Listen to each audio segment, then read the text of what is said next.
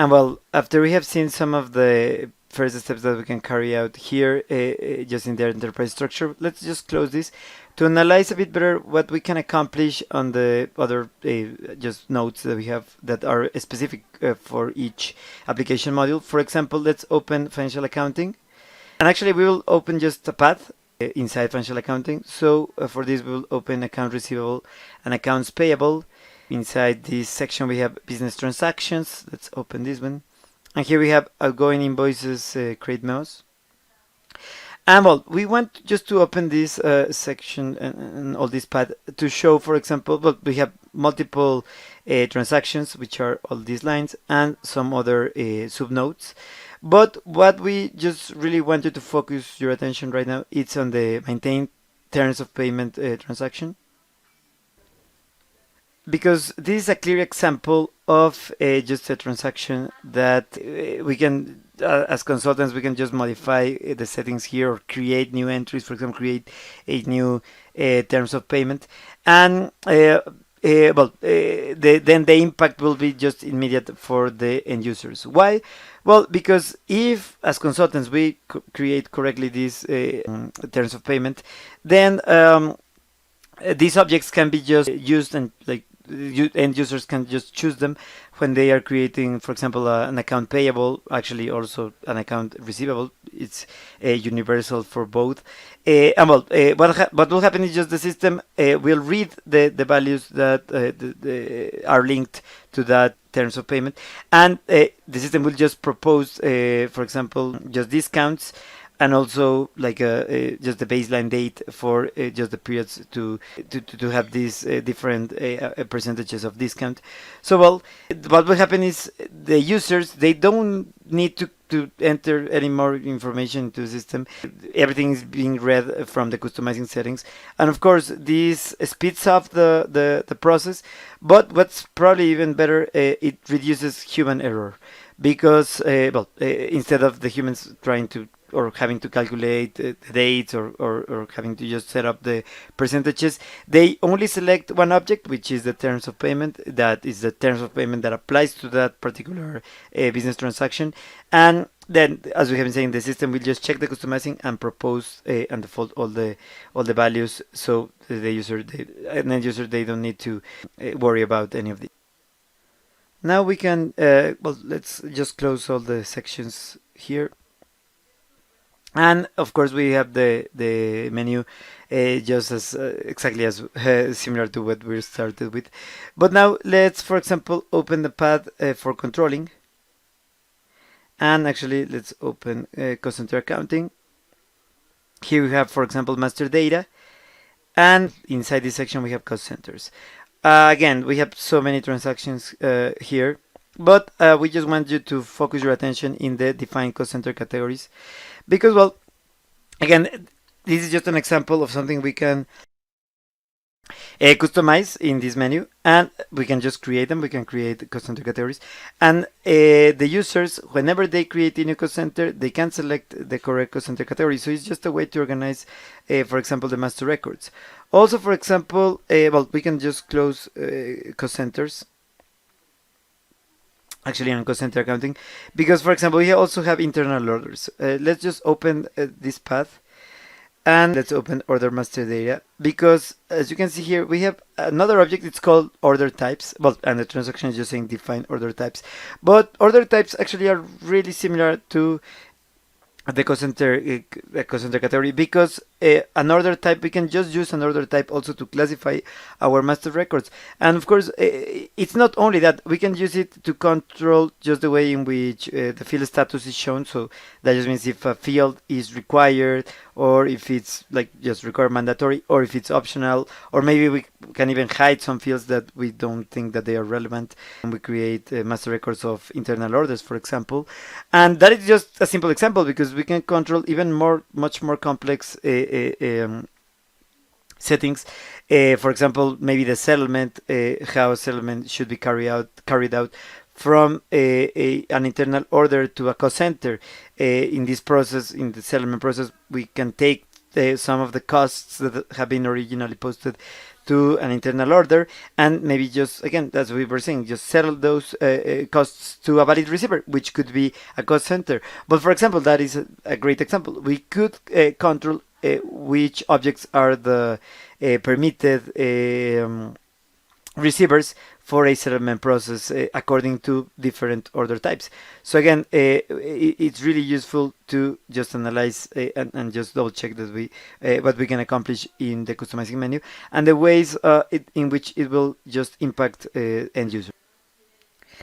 Now that we have finished just checking some customizing settings of the controlling application module, we can just close the path.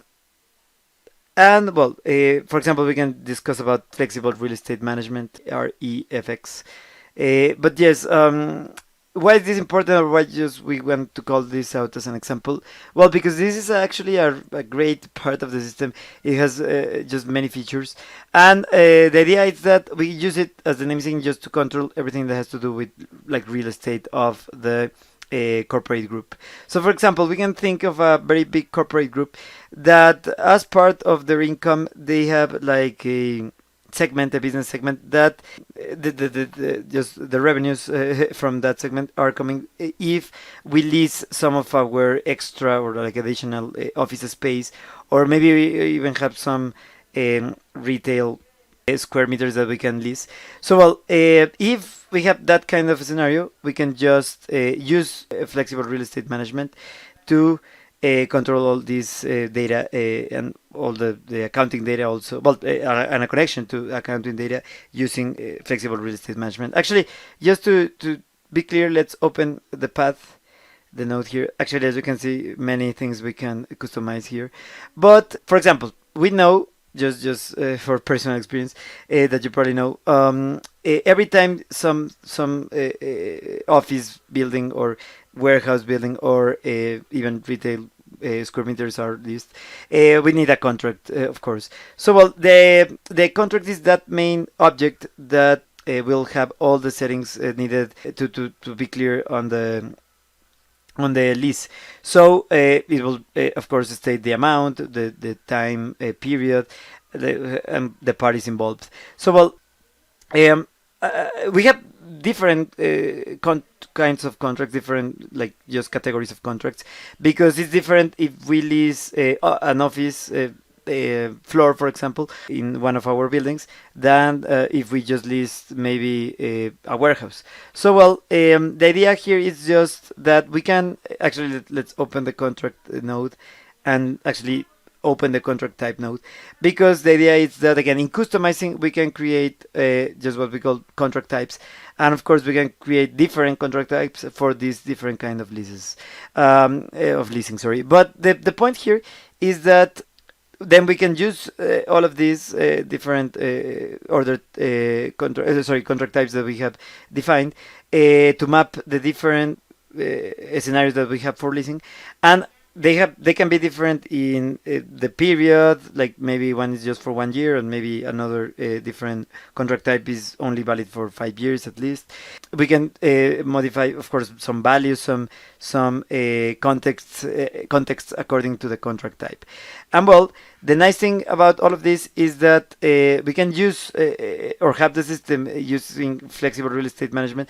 We can have the system to create all the accounts receivables that the contract represents. Every month, for example, the flexible real estate management could create the corresponding entry in financial accounting, which would be just an account receivable, and then just the team in accounting, just the team in FI, they will just verify that all the values are correct, and of course they will deal with just getting the money from the customer. So well, this is not it just like this. I mean, if we have enough knowledge, and of course using these trainings you can get to that level of knowledge, we can understand how the customizing settings work, and that just means we can set all of these automatic postings to happen just behind the scenes automatically, so end users, they don't need to worry about this. So well, now another point that we just want to mention right now is that all these organizational structures that we created it like in the first step that we were showing in the first few minutes, and that we assign in the second step there, all of this is just the first step. Is just the first thing that needs to exist, and actually that's also the reason we also have it like at the top, because now in these next parts of the application menu that we have, like if we scroll down, we can just further customize the system so it just adapts entirely to the needs of the customer that we are working with right now. So again, as we have been saying, the customizing menu will just be considered as an implementation guide that we can use, and it will just take us like by the hand and help us customize the system in the best possible way, so it adapts exactly to your customer needs. So now you know, if you have a customer and this customer has a very difficult customizing requirement, the chances are you have to come here, customize, modify some of these settings, and then just test in a quality system to see if that is exactly what the customer is asking from you. But that's the point. In this menu, we will have access to these settings. We can modify these settings, and then just we can just test that, for example, in quality. And sometimes, of course, in these trainings we also have just end users. If you are just an end user, you can just keep learning with all of the next coming lessons, so you can really see what the system can do, and you can have a better communication with your consultants, and ask exactly for what you want, for example. And you want to get full. Sometimes consultants might tell you, "Oh, that is not possible," but if you already know that it's possible because you have seen this, you can again like work better with the consultants and just be clear with your requirements. And if you are consultants or you're just preparing to be a consultant, of course, every time you learn a new feature of the system, it will just help you to better just have a better understanding of the overall system, and that just means that you can just care better for your customers, and of course also get better opportunities and better recommendations. So we're just hoping you find all of this very interesting as we do, and we invite you to keep learning with some of the coming lessons. Just before we go, we just want to say again, please just write to our email 123learnsap@gmail.com, 123 with numbers, just so we can just check all your doubts, all your recommendations, and just overall it could be just a comment, for example, maybe saying, hey, I would like to learn more maybe of flexible real estate management, so we can just consider that for all of our new trainings. So for the time being, let's just close the path, and with this we are finishing the lesson. Thanking you all.